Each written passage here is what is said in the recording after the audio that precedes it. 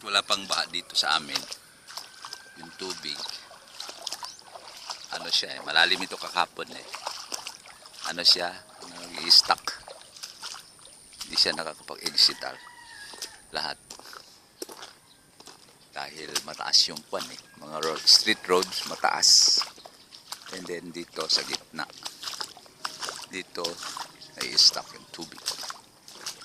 Kaya ganyan, baha pa rin. Kahit wala pa yung baha ng ilog, baha ng ulan. Okay, maputik, mabaho, kakaalipong.